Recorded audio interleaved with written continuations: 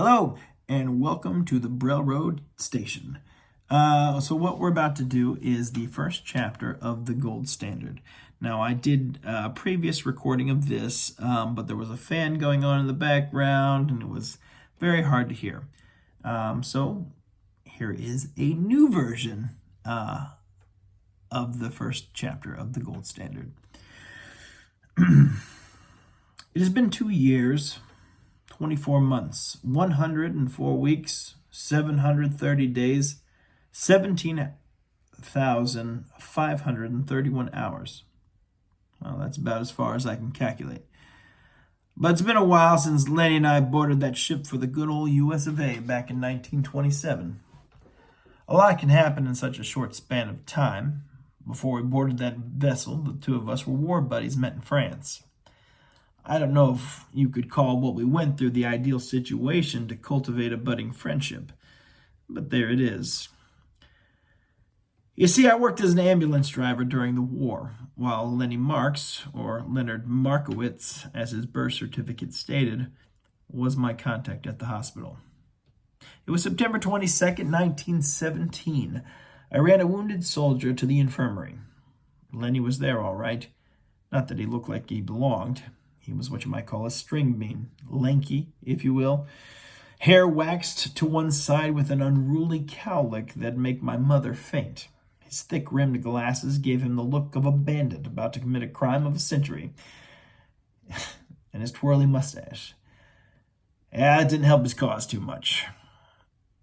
I couldn't help myself. I cracked an infinitesimal smile and snickered ever so slightly. Bless you. He must have thought I coughed. Bixby Gold, I presume? He inquired with a precarious look. I answered in the affirmative with a toothy grin spreading across my face. Something funny, he asked. I made mention of life being a funny thing, and he let that rattle up there for a minute. And then, would you believe it, he actually twirled his mustache. This did not bode well for me. I burst out laughing. Are you about to strap me to the train tracks, sir? I chuckled. He looked at me for a long time. It felt like an hour passed. He dead-eyed me.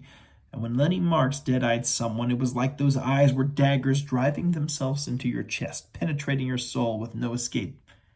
And then I saw that little twinkle in his eye, a little spark. It's something that I want to remember that he always had. And then he let out a maniacal laugh, joining in on the joke. His laugh, I'll never forget it. It was a high-pitched guffaw. Someone once described it as two harpies going to bat. It was dreadful, but hang it all if it wasn't catching like the plague. The two of us chortled in the hall. He braced himself on my shoulder as he doubled over. And when you got him to laugh, you had better put aside your Sunday dinners with Ma, because he just wouldn't stop. The dig wasn't even all that funny, but his laugh. I had to slap my knee, and I found myself bent over in hysterics. The nurses may have questioned our dedication to saving lives that night, which they would have had every right to do so in that dark, dreary hall, because it was in that moment that our friendship was born. Our paths were now intertwined, and we were destined for something else. You know, they say when you meet the love of your life, you just know. I think that holds true for friendships as well, because in that second I knew. I knew the brotherhood, the fellowship of Bixby and Lenny, or Lenny and Bixby, sorry Lenny, was born. And then my patient coughed.